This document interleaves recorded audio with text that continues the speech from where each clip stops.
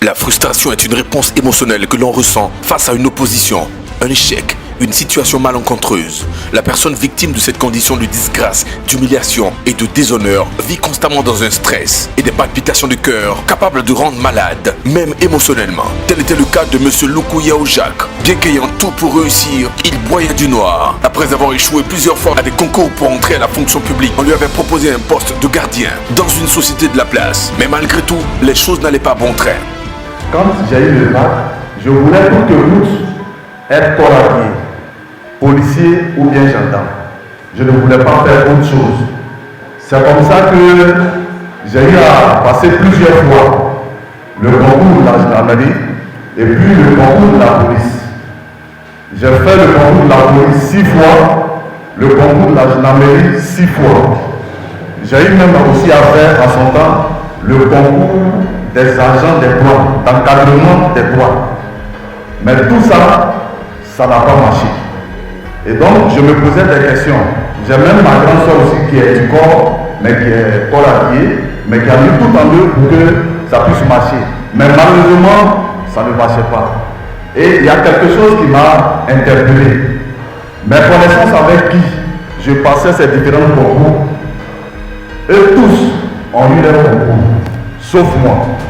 5 ans après, sa sœur l'ayant invité au CH jusqu'à ce qu'il rencontre le majeur, le Nakonduri, le révérend prophète de catégorie 7, celui que les esprits appellent prophète illustrator, qui de façon unanime est reconnu comme possédant un don de voyance extrême, prophète de la classe du Christ, puissamment utilisé par Dieu pour régler des cas et des situations humainement impossibles. Que va-t-il se passer? Le créateur du ciel et de la terre sera-t-il capable de régler son cas de chômage chronique? Mesdames et messieurs, chers téléspectateurs, regardez bien ceci.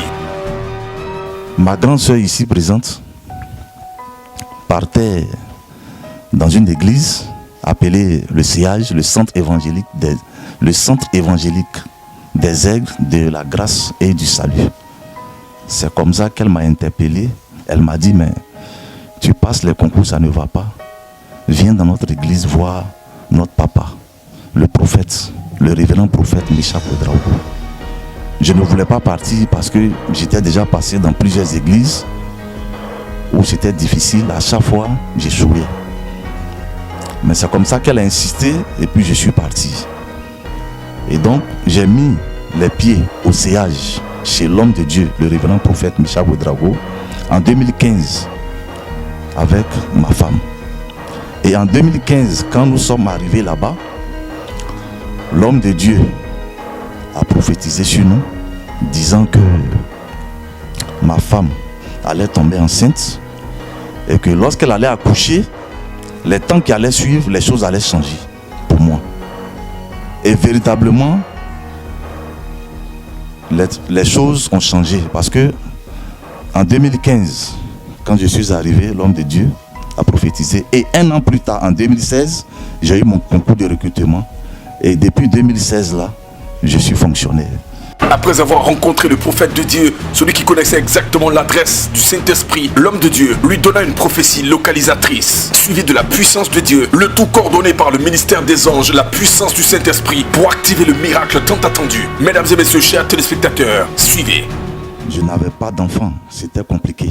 Mais en 2 années, 2015 et 2017, Dieu a encore opéré le miracle à travers l'homme de Dieu qui a prié pour moi et pour ma femme.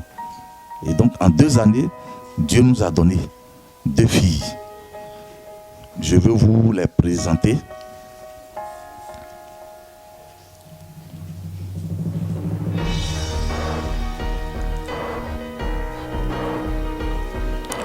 Elle, c'est Luku Divine.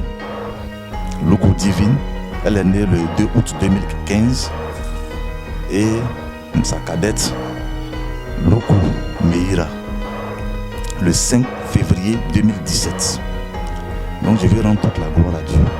Gloire à Jésus pour la vie de son serviteur. Gloire à Jésus pour sa fidélité. Nous voulons rendre toute gloire, tout honneur à notre seul et unique Seigneur Sauveur, Seigneur et Sauveur Jésus-Christ de Nazareth, l'unique et le véritable, l'Amen et le seul oint de l'Éternel, celui qui seul est ressuscité des morts, le 3e jour et est assis à la droite de Dieu le Père,